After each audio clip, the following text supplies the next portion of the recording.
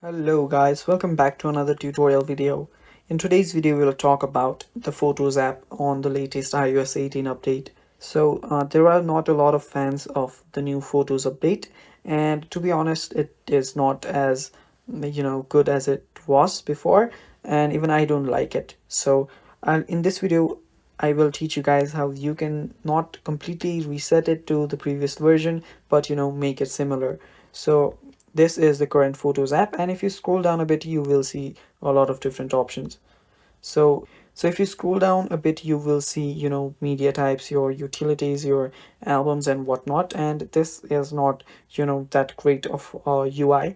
To revert it like it was before, what we'll do is just scroll down all the way, and there you will see an option called customize and reorder. So if you tap on it, you will see all of this right here. What you will want to do is just select few of the options right here to make it seem like it was before. It will not turn back completely, but we gotta do what we gotta do. So here what we'll select is only media type, utilities and albums. So just remove everything else. So media type, utilities and albums, and after doing that you are done. So if you just go back again, you will also only see media types, utilities, albums and your photos. So yeah, that is basically it guys. Now it is not completely back to normal as it was, but it is similar to what it was before, and bearable.